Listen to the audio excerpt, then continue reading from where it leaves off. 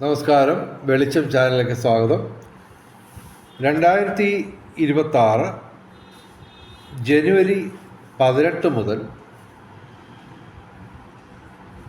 ഫെബ്രുവരി 3 വരെയുള്ള ഏകദേശം 15 ദിവസം മീനം രാശിക്ക് ഇട്ടിവെട്ട് സൗഭാഗ്യമാണ് വരുന്നത്. മീനം രാശി എന്ന് പറയുമ്പോൾ പൂരുരുട്ടാതി അവസാന പാദം, ഉത്രട്ടാതി, രേവതി.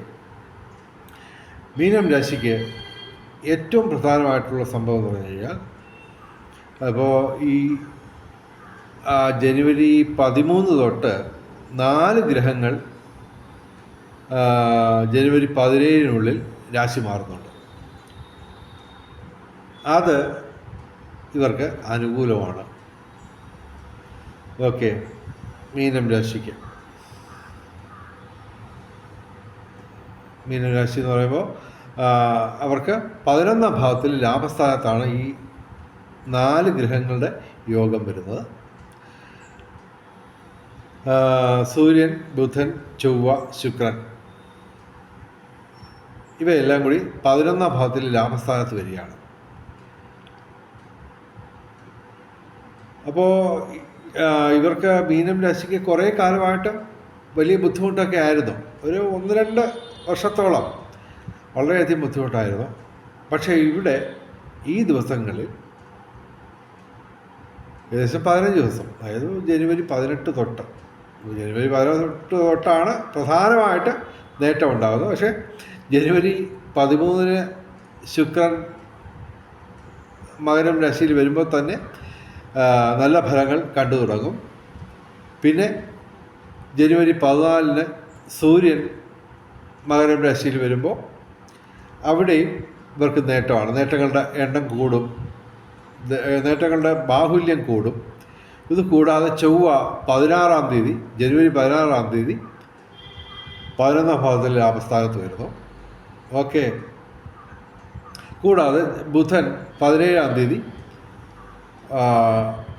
അനുകൂലമായിട്ട് വരുന്നു. അപ്പോൾ 4 ഗ്രഹങ്ങൾ ഒരുമിച്ച് 11ാം ഭാവത്തിൽ ലാഭസ്ഥാനത്ത് വരുമ്പോൾ നിരവധി നേട്ടങ്ങളാണ് ഇവർക്കുള്ളത്. അത് ഏകദേശം ഫെബ്രുവരി 3 വരെ തുടരും. കാരണം ബുധൻ ഫെബ്രുവരി 3 മാറുന്നു, ശുക്രൻ ഫെബ്രുവരി 5 മാറുന്നു, സൂര്യൻ ഫെബ്രുവരി 12 മാറുന്നു, ചൊവ്വ ഫെബ്രുവരി 23 മാറുന്നു, അനുകൂലമല്ലാതായി മാറുന്നു. അപ്പോൾ അത് നമ്മൾ ഏകദേശം മൊത്തം കണക്കാക്കുമ്പോൾ ഏതാണ്ട് ജനുവരി 18 തൊട്ട് ഫെബ്രുവരി 3 വരെ ഇവർക്ക് 4 ഗ്രഹങ്ങൾ അനുകൂലമായിട്ട്, അത്യധികം അനുകൂലമായിട്ട് 11ാം ഭാവത്തിൽ ലാഭസ്ഥാനത്ത് വരുന്നു. ഓക്കെ, അപ്പോൾ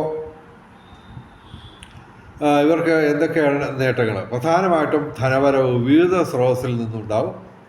കലാസാഹിത്യ രംഗത്തും ബൗദ്ധിക രംഗത്തും വിദ്യാഭ്യാസ രംഗത്തും ഉയർച്ചയുണ്ടാവും.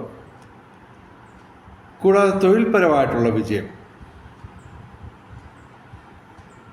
ഓക്കെ, അത് ഈ വരുന്ന മകരമാസം മുഴുവൻ ഉണ്ടാവും. അതുപോലെ പിതൃഗുണം, സന്താന നേട്ടം ഇവയൊക്കെ അനുഭവത്തിൽ വരും. കൂടാതെ ചൊവ്വയാണ് സ്റ്റാർ. ഒരു പാപഗ്രഹമാണെന്ന് മാത്രമല്ല, അല്പം തീവ്രത കൂടിയൊരു ഗ്രഹമാണ് ചൊവ്വ. അപ്പോൾ അത് ഏറ്റവും അനുകൂലമായിട്ട് വരുന്നു.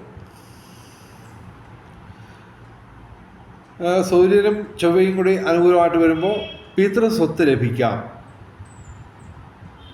അതല്ലെങ്കിൽ നേരത്തെ കിട്ടിയ പിതൃസ്വത്തിൽ നിന്ന് ധനവരവ് അസാമാന്യമായിട്ടുണ്ടാവും, അപ്രതീക്ഷിതമായിട്ട് ഉണ്ടാവും.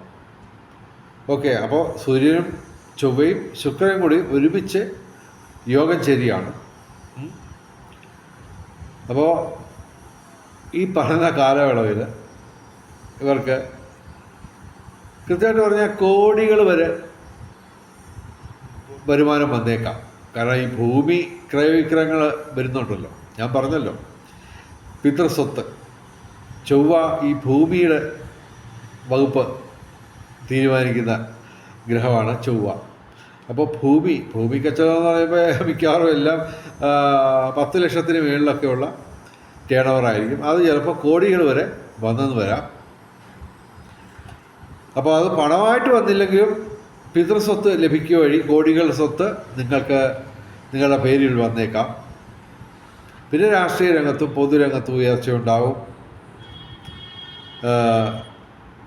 അതുപോലെ നിയമപരമായ പ്രശ്നങ്ങളിൽ നേരത്തെ എന്തെങ്കിലും പ്രശ്നമൊക്കെ ഉണ്ടെങ്കിൽ അതൊക്കെ ഈ കാലയളവിൽ മാറിക്കിട്ടാനുള്ള സാധ്യത, പ്രത്യേകിച്ച് ചൊവ്വ അനുകൂലമായിട്ട് ഫെബ്രുവരി 23 വരെ നിൽക്കുന്നുണ്ട്. അതൊരു വലിയ നേട്ടമാണ്. ചൊവ്വ മാറുന്ന ഒരു രാശിയിൽ നിൽക്കുന്ന ഏകദേശം 45 ദിവസമാണ്.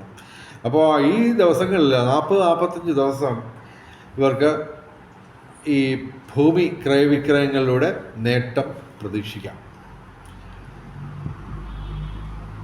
അപ്പോൾ നിങ്ങളുടെ ഈ ജ്യോതിഷപരമായ സംശയങ്ങൾക്ക്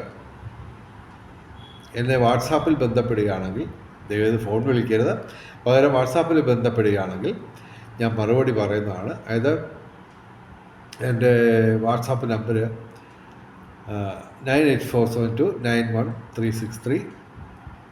അതുപോലെ തന്നെ ആദ്യമായിട്ടാണ് നിങ്ങൾ ഈ ചാനൽ കാണുന്നതെങ്കിൽ ദയവായി സബ്സ്ക്രൈബ് ചെയ്യുക. ദക്ഷിണ തരുന്ന ഒരു ആചാരമുണ്ട്.